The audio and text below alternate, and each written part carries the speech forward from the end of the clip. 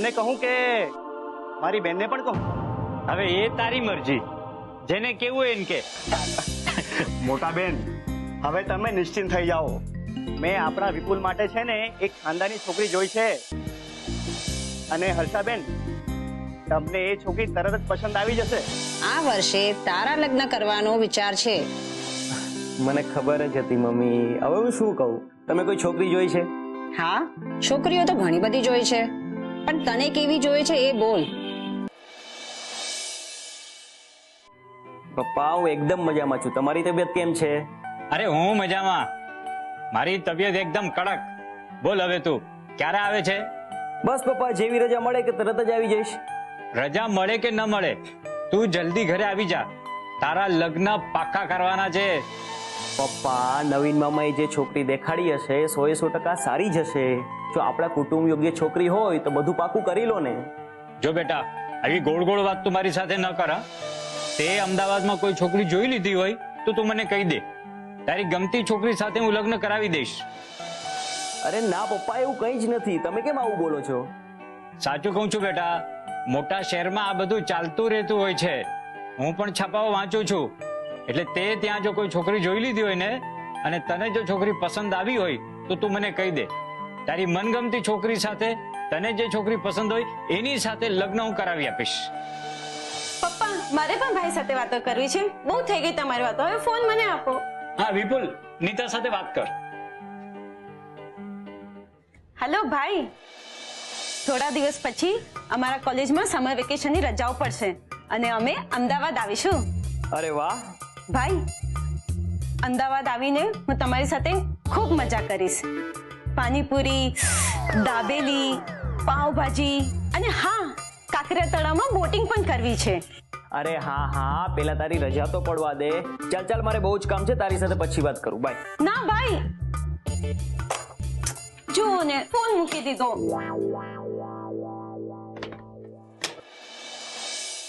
જોયું પપ્પા, આજે તમારો દીકરો કેટલો સફળ છે. આજે એક મલ્ટીનેશનલ કંપનીમાં ચાર્ટર્ડ એકાઉન્ટન્ટ છે. આજે આપણી પાસે ગાડી, બંગલો, જીવનનો દરેક એશો આરામ છે. અને મને આ મળ્યું છે તો તમારા કડક સ્વભાવને લીધે. મને ખબર છે કે તમે, મમ્મી અને નીતા મને ખૂબ જ યાદ કરો છો. પણ હું શું કરું? મારી નોકરી જ આવી છે. હું પણ તમને બધાને બહુ જ યાદ કરું છું.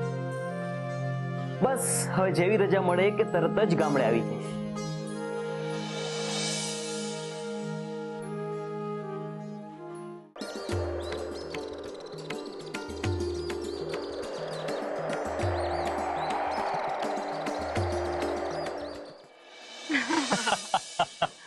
વાહ,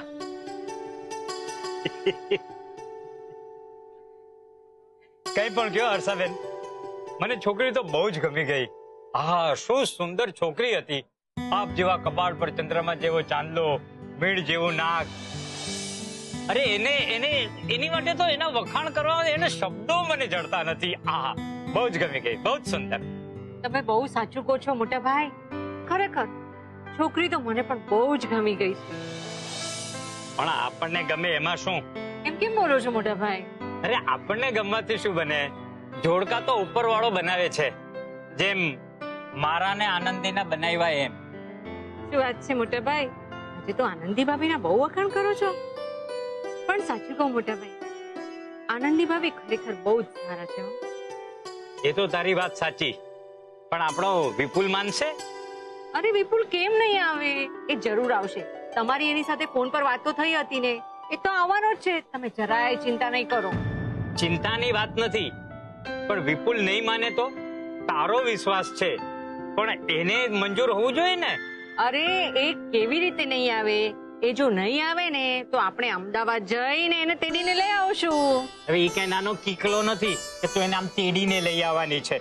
એ તો હવે મોટો થઈ ગયો છે, મોટો. અરે મોટા ભાઈ, એ દુનિયા માટે મોટો થઈ ગયો છે, પણ આપણી માટે તો નાનું બાળક જ છે ને હજી. તમને યાદ છે જ્યારે નાનો હતો ત્યારે કેટલો જિદ્દી ને હઠીલો હતો? કેવો નાની નાની વાતમાં રિસાઈને કલાકો સુધી બેસી રહેતો હતો મોઢું બગાડીને. યાદ છે તમને? હા સાચી વાત છે, પણ હવેથી મારાથી અમદાવાદ નહીં અવાય. અરે કેમ નહીં અવાય મોટા ભાઈ?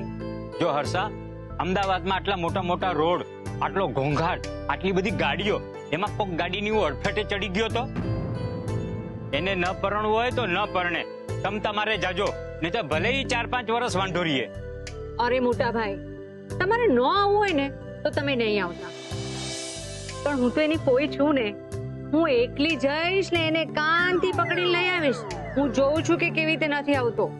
એ કઈ આવડો નાનકડો કીકલો નથી કે તું એને કાન પકડીને લઈ આવે. હવે તો ઈ મોટો થઈ ગયો છે.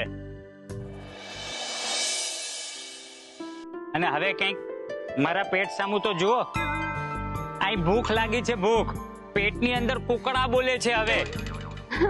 મોટા ભાઈ સાચું કહું ને તો વાતમાં હું તો ભૂલી જ ગઈ. અરે હા, આજે તો હું છે ને શીરો બનાવવાની છું.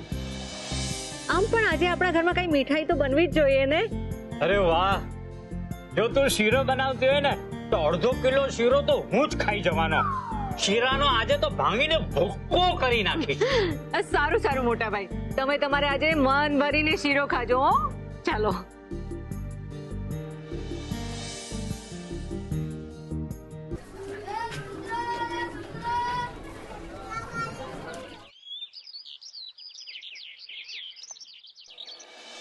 પ્રવીણભાઈ આવો આવો. અરે આવો, અંદર આવો, બેસો.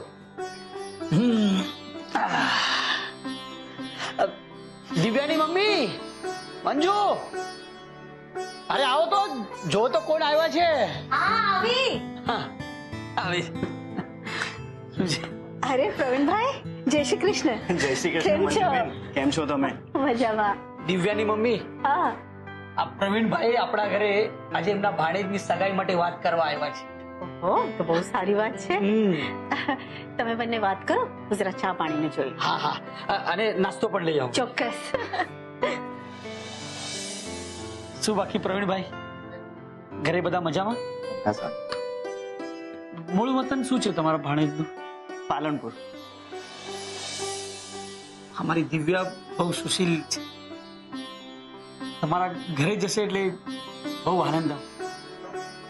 નોકરી કરે છે ને? હા. હા, આવો. લ્યો. લો ને. આ મારી દીકરી દિવ્યા. અરે વાહ, બહુ જ સરસ છે. કોલેજનું બીજું વર્ષ છે. ઘણી સારી વાત કહેવાય. મારો ભાણજો વિપુલ પણ બહુ જ ભણેલો છે અને અમદાવાદની એક મોટી કંપનીમાં સીએ છે. મહિનાના લાખો રૂપિયા કમાય છે. અરે વાહ, એ તો બહુ સારી વાત છે. મંજુબેન, શું છે ને કે મેં મારા બેન બનાવીને તમારી દીકરી માટે કહી જ રાખ્યું છે. પણ હા, આગળનો જે પણ કઈ વ્યવહાર છે ને તે તો આપણે કરીશું જ. એના માટે તમે બેફિકર રહો. પ્રવીણભાઈ, તમે અમારા ઘરે ગમે ત્યારે આવી શકશો, પણ આવતા પહેલા 2 દિવસ અમને એક ફોન કરી શકશો તો શું છે કે અમે પણ તૈયારી કરી શકીએ. એમ પ્રવીણભાઈ, તમારા ભાણાભાઈ ક્યારે આવવાના છે? બસ આ રવિવારે જ આવવાના છે. હા, તમને લોકોને કઈ વાંધો ન હોય તો સોમવારે આપણે છોકરા છોકરીનો જોવાનો પ્રોગ્રામ રાખી દઈએ. શું કહો છો તમે? હા, અમને વાંધો તો નથી, પણ મારે એક વાત પૂછવી હતી. તમારા ભાણાને ભાઈ બહેનો કેટલા છે? મંજુબેન, ફક્ત 2 જ બાળકો છે. પહેલો દીકરો જે છે ને વિપુલ, તે મોટો છે અને નાની નીતા છે. ફક્ત 2 જ દીકરાઓ છે.